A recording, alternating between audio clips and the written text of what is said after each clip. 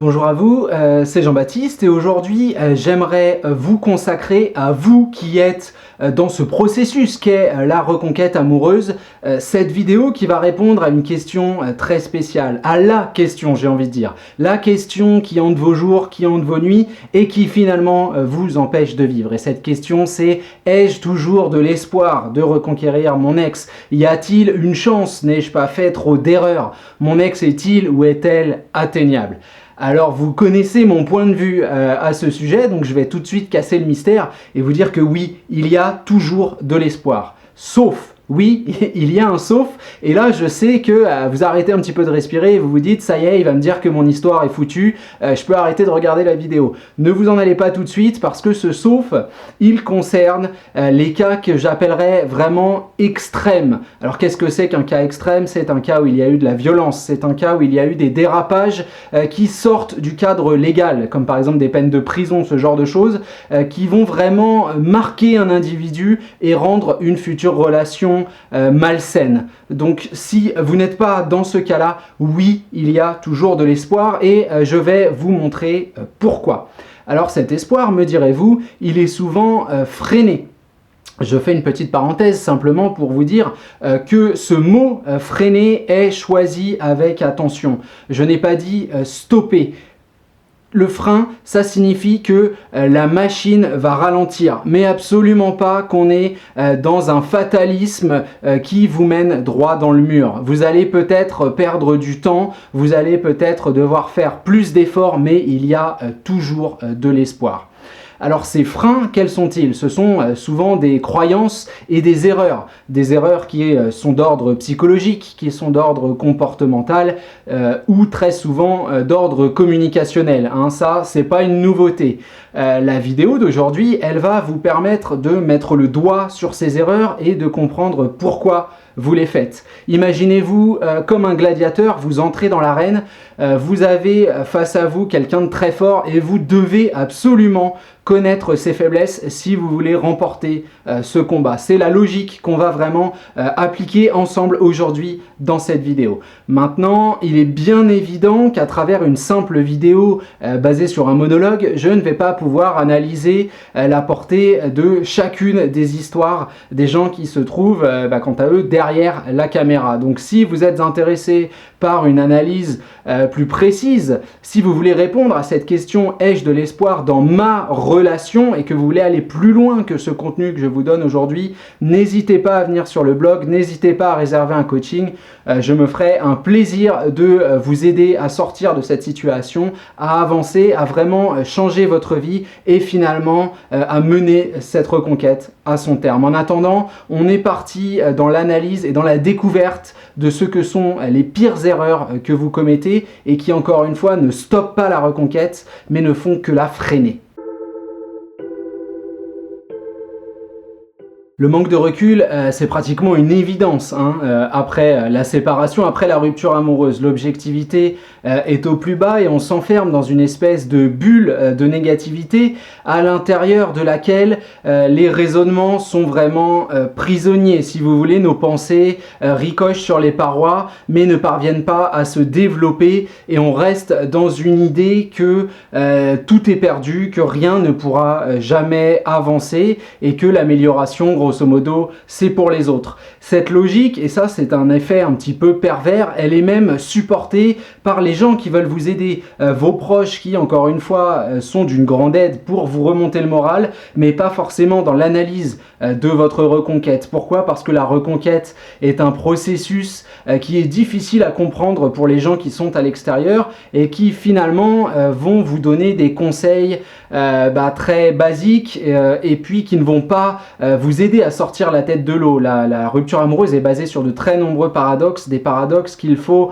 vouloir travailler pour comprendre si vous voulez. Du coup, les gens auprès desquels vous allez vous plaindre, ce qui est normal, ce qui est naturel, au moment de la rupture amoureuse, vont vous apporter des réponses qui sont toutes faites en vous disant que ne t'inquiète pas, ça ira mieux, de toute façon tu méritais mieux, etc. etc. Vous le savez, on a un catalogue comme ça de clichés que les gens vont vous sortir et qui au final final ne vont absolument pas vous aider à retrouver l'objectivité. Personne ne vous invite à vraiment réfléchir sur les responsabilités qui sont partagées, parce qu'on est deux, il y a une part de responsabilité par personne, j'ai envie de dire, c'est pas nécessairement du 50-50, on se fiche de savoir qui a fait plus, qui a fait moins, mais c'est un couple qui est parti, qui a volé en éclats, il y a forcément des erreurs des deux côtés. Maintenant, le but, c'est pas de forcément décrire en profondeur ces erreurs, le but n'est pas de vous torturer, mais de simplement savoir que vous en avez fait et qu'il faut être dans l'acceptation. Ça, c'est vraiment le premier point. En tout cas, ce qui est sûr, c'est que ce manque de recul, il vous amène à adopter un angle de victimisation. J'ai même envie de parler d'égoïsme relationnel. Vous ne pensez qu'à vous, qu'à votre tristesse, vous ne regardez que votre nombril, enfin vos pieds même d'ailleurs, parce que vous avez la tête baissée, vous avez tellement de pression sur le cou qu'il est impossible de vous redresser et de voir la vie avec un sourire, avec optimisme. Le souci de ce manque de recul, c'est qu'il vous pousse à entretenir un espèce de lien imaginaire qui vous relie à ce qu'était votre ex, à votre ancienne relation. Plutôt que d'essayer de comprendre les implications de la rupture, à savoir qu'il faut que vous travaillez sur vous, comment construire un quotidien, vous êtes basé sur une tentative de compréhension de cette dernière. Donc encore une fois, vous allez chercher le pourquoi du comment, vous allez en fin de compte chercher ce lien imaginaire qu'il y a entre vous et votre ex, qui va vous refuser l'acceptation. Vous êtes à la recherche de l'argument, de cette chose magique qui va convaincre votre ex que la rupture est une chose néfaste et que cette décision n'était pas pertinente. Cela amène à un véritable paradoxe que j'appelle le paradoxe de l'inaction.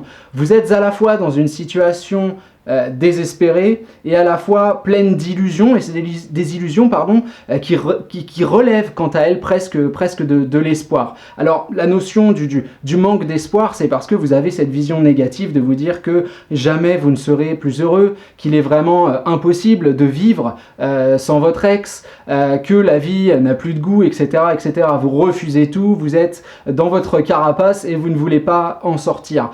En même temps, vous êtes dans cette espèce d'espoir que vous ne voulez pas admettre, dans cette espèce de logique où quelque part, tout au fond de vous, vous attendez que le téléphone sonne, vous attendez que votre ex vienne frapper à votre porte, vous offrir une boîte de chocolat et vous dire mon chéri, ma chérie, je m'excuse, c'était vraiment stupide de ma part, je ne sais pas ce qui m'est passé par la tête, recommençons, tout va bien, il n'y a pas de souci. Vous savez que ça ne va pas arriver, mais quelque part, vous avez cette espèce de logique qui vous pousse à trouver pas mal d'excuses, notamment les traits communs. Ah mais mon ex est trop fier, mon ex est trop ceci et trop cela, il ne revient jamais ou elle ne revient jamais avec les gens avec qui il a pu rompre, etc., etc. Vous vous enfermez dans des clichés qui font que finalement votre espoir se détériore, en tout cas votre objectivité en prend un sacré coup. L'autre problème, c'est que vous voyez votre propre évolution, votre propre besoin de travailler, de changer, de faire quelque chose, pratiquement comme une infidélité à votre relation, parce que quelque part ça veut dire que vous n'êtes plus dans l'attente, ça veut dire que vous n'êtes plus d'accord avec cette ancienne relation et vous vous dites oui mais si mon ex revient elle va considérer finalement que je ne l'ai pas attendu et il ou elle va passer à autre chose. Finalement si je ne le ou la contacte pas, il va m'oublier, hein. Ça ce sont les mêmes raisonnements qui reviennent sans cesse. Le problème c'est que ces raisonnements s'éloignent complètement du respect de la décision de l'autre, et ça c'est vraiment la chose la plus importante. Ce manque de recul, il vous fait dire au final que vous devez entretenir ce lien, je répète ce mot parce qu'il est très important, vous devez le casser, ce lien qui existe entre ce qu'était votre relation et ce qu'elle deviendra par la suite. Vous devez vraiment commencer votre deuil, et oui, ça veut dire aussi avancer par vous-même et ne pas considérer votre ex comme l'élément central de la reconquête, même si ça peut relever selon vous du paradoxe. Le respect de cette décision, il est vraiment difficile dans les premiers temps, et c'est là qu'on va voir des erreurs, notamment de communication, hein. Vous allez essayer de faire un listing des arguments qui prouvent par A plus B à votre ex que finalement la bonne décision c'est d'être avec vous, et vous n'allez jamais envoyer le signe que le signal même que vous êtes sur le chemin de l'indépendance relationnelle, émotionnelle, psychologique, appelez-la comme vous voulez. Et finalement, ce manque de recul, ce qu'il provoque, c'est aussi une capacité à entendre, à comprendre, mais pas forcément à intégrer et encore moins à agir. Il y a énormément de gens qui vont entendre les conseils donnés et qui vont soit pas du tout les respecter parce qu'on pense que notre situation est vraiment très différente, elle est unique, elle est spéciale et ça ne marchera pas dans mon cas précis, soit parce qu'on va tout simplement survoler ces conseils. Hein, ça, il m'arrive très fréquemment qu'on vienne vers moi et me dire après 3 jours, bah ça y est, j'ai changé des choses dans ma vie, j'ai fait un silence radio de 3 jours, je comprends pas, mon ex revient pas.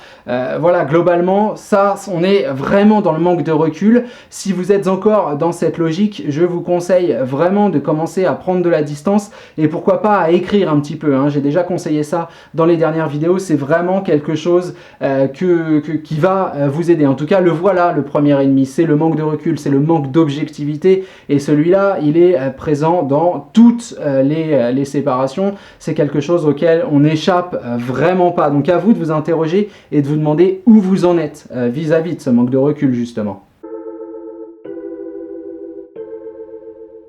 L'impatience, c'est quelque chose d'instinctif, c'est quelque chose de très compliqué à contrôler.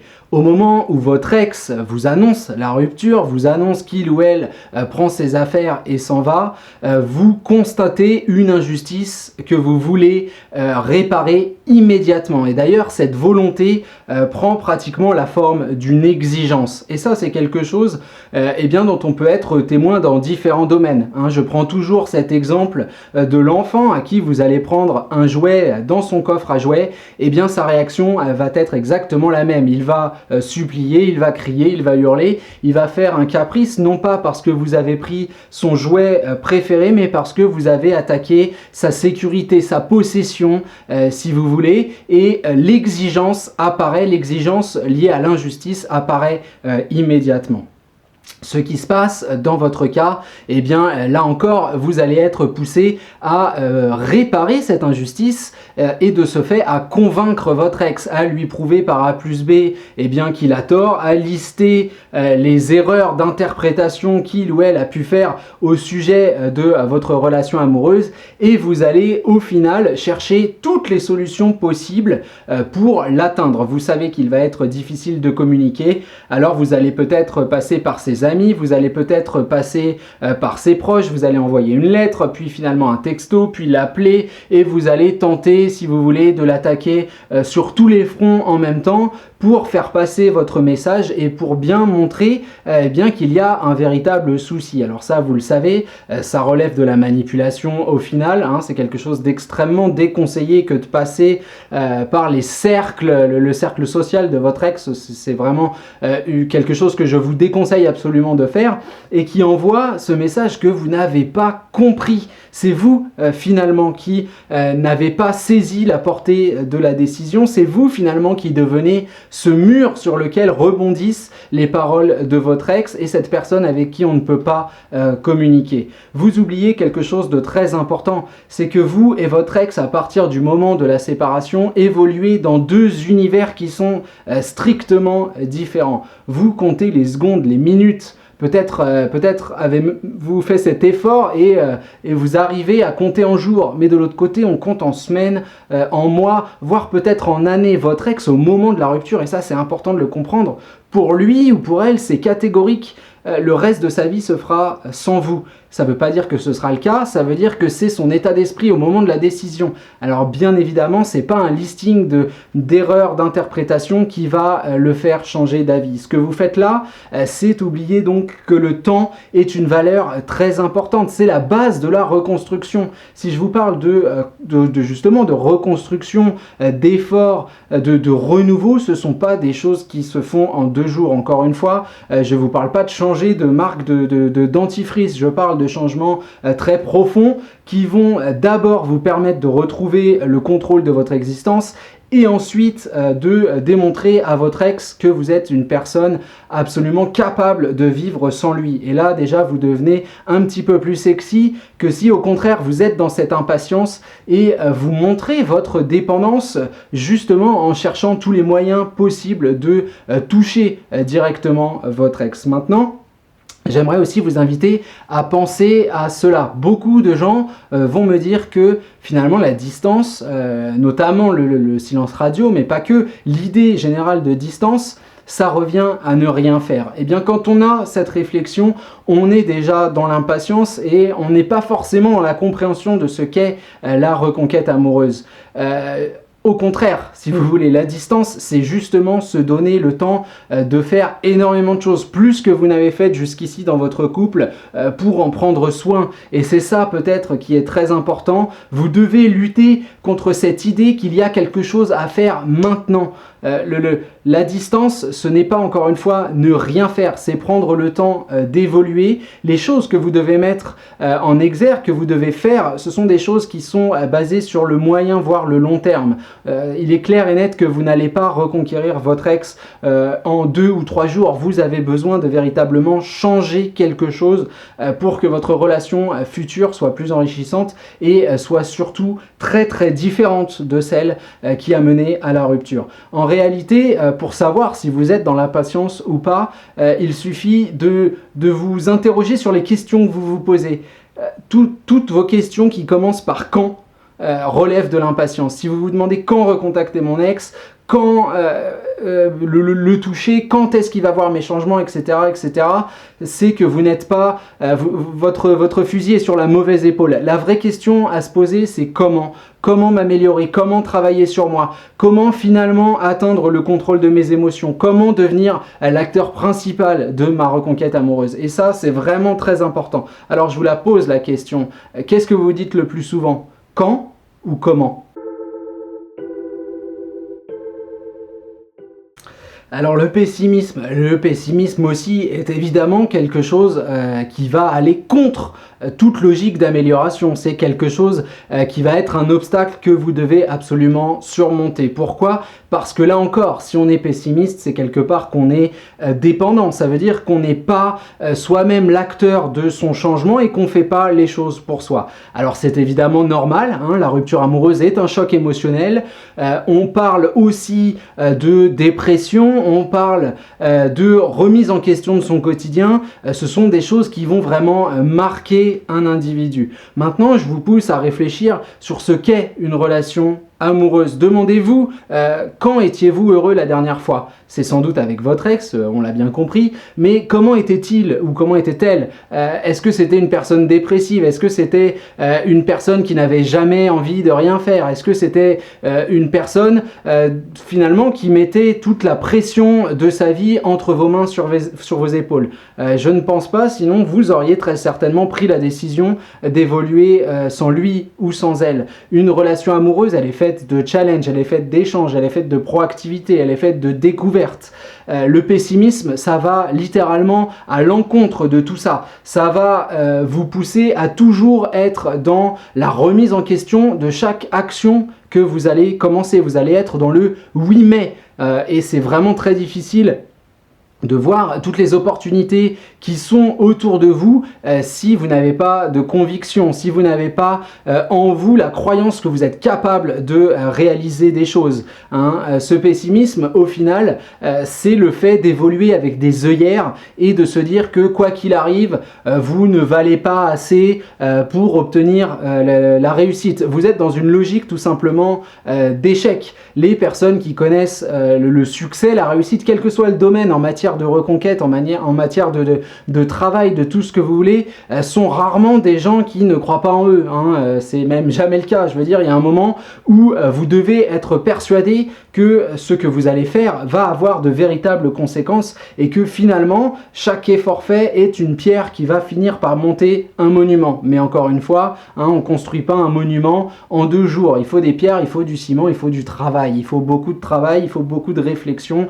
et il faut casser ce pessimisme pour justement l'empêcher de freiner vos actions et finalement de vous trouver des excuses avant même de passer à l'acte. Il y a toujours cette espèce de logique du pessimiste de base qui se dit « Ah oui, mais j'ai de petites attentes, comme ça je ne serai pas déçu. Je m'attends tout de suite à rater, comme ça je ne serai pas déçu du résultat. » Ah bah c'est sûr, on ne sera pas déçu du résultat. En revanche, on n'aura pas le même résultat qu'une personne qui est hyper confiante et qui, de ce fait, lors du moment où ça compte, va vraiment mettre ses tripes sur la table. Parce que quand on est pessimiste, on va justement pas mettre tout son potentiel à l'œuvre par peur d'avoir un mauvais résultat. Donc on est vraiment dans un cercle vicieux et on s'éloigne finalement de la logique de reconquête. La reconquête, encore une fois, c'est vous qui êtes la cible et l'ex est un satellite. Ce qui vous intéresse, c'est peut-être les 5 derniers pourcents de la reconquête. Mais une reconquête, si vous voulez, c'est 95% de travail sur vous-même, 95% de réflexion,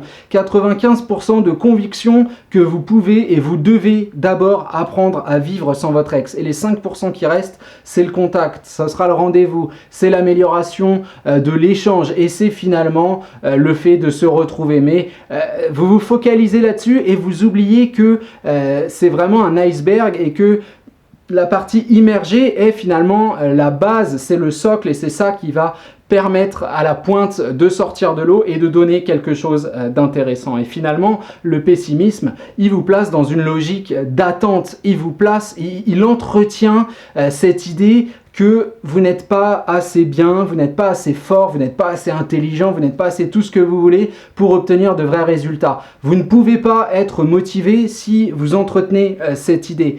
Et quand je vous dis que vous êtes l'acteur, l'architecte de la reconquête amoureuse, le premier rapport sur lequel vous devez travailler, c'est sur le rapport à vous-même et c'est sur votre confiance en vous. Et ça se passe sur le terrain, avec des nouvelles expériences, avec des nouvelles rencontres, pas forcément en termes de séduction, je parle aussi et surtout en termes de cercle social. Tentez de nouvelles activités, voyez du monde, voyez du pays, vous devez sortir de ce cocon qui finalement est une sorte d'encre qui vous traîne vers le fond. Si vous pensez pessimiste, votre ex ne reviendra pas vers vous et quand il vous rencontrera, il va s'apercevoir de ça. Il y a une question d'aura dans la reconquête amoureuse et le pessimisme nuit vraiment à cette aura. Alors pensez-y, adoptez un sourire et allez tout de suite sur le terrain faire quelque chose d'amusant. Alors au moment de la rupture amoureuse, eh bien le premier réflexe, et ça c'est le pire de vos ennemis, c'est la pire des erreurs qu'on fait tous, je vous rassure, eh ben on prend la petite coquille d'œuf, on se la met sur la tête et on devient Calimero quoi. On est dans la complainte, on est dans la pensée archi négative, on est même parfois dans la destruction de soi. On vaut pas le coup, on va se mettre à picoler, on va se mettre à fumer, on va se mettre à faire n'importe quoi, on va refuser de remplir ses responsabilités et on va vraiment surfer sur cette vague de négativité absolue. On va même adopter cette espèce de loupe sur notre microscope pour analyser les comportements de notre ex, cette loupe machiavélique. On va se dire que tout ce qu'il ou elle fait nous est destiné, qu'il y a des messages cachés, des messages qui sont faits pour nous détruire, qui sont faits pour nous faire souffrir et au final on a un petit peu l'impression que tout le monde veut que notre vie soit un calvaire. On entre dans une logique d'obsession, dans un cercle vicieux qui finalement éloigne votre ex. Et là encore, il y a un paradoxe parce que quelque part, cette notion de victimisation, elle vient de la rupture, elle vient de ce désir de reconquérir l'autre, mais elle nous le fait voir sous un angle très négatif parce que cette personne que l'on aime pourtant devient aussi l'instigateur, devient le planificateur de notre destruction. Donc vous voyez que là, les sentiments se mêlent et ne répondent plus à aucune logique. La négativité, elle va être là aussi dans vos réflexions nostalgiques. Quand vous allez repenser à votre rupture amoureuse, vous allez vous arrêter sur des mots, sur des disputes, sur des choses qui ont été dites, montrées ou faites et qui sont les preuves qu'effectivement vous êtes un pauvre petit et que la misère du monde repose sur vos épaules. Alors le but encore une fois n'est pas de vous juger, hein, je vous l'ai déjà dit, je suis passé par là, mais vraiment les choses choses vont changer à partir du moment où vous décidez de vous relever, où vous acceptez le fait que oui, la situation est injuste, oui, la situation est difficile, mais qu'il y a une seule personne qui peut faire changer les choses, et cette personne, c'est vous et personne d'autre. Créer de l'empathie, créer la pitié, créer les sentiments qui ne sont pas sains, entre guillemets, qui ne sont pas sains en tout cas pour vous, pour votre rapport à vous-même, pour votre image et votre estime personnelle, ça ne sert à rien si ce n'est à entretenir finalement cette douleur. Vous ne voulez pas qu'on vienne vers vous parce qu'on a pitié de vous, vous voulez attirer les gens, et ça c'est vrai pour votre ex, c'est vrai aussi pour n'importe quelle personne. Si vous voulez, il y a un moment où vous avez besoin de casser de casser tout ça, de casser ces liens négatifs qui vous relient à votre séparation et à l'histoire que vous avez pu avoir avec votre ex. Donc oui, au final, pour conclure, oui, il y a évidemment de l'espoir dans votre relation amoureuse, mais vous l'avez vu, vous avez pas mal de choses à déconstruire et des conseils à appliquer, et j'ai envie de dire à la lettre, et surtout sans cette envie constante de remettre en question vos efforts, de vous dire oui mais chez moi ça va pas marcher. Avant de vous dire ça, essayez, faites ces changements, travaillez sur vous, allez sur le terrain plutôt que de rester dans cette espèce d'idéalisation et de réflexion. Réfléchir c'est très bien, mais dans votre cas vous avez aussi besoin de beaucoup d'action.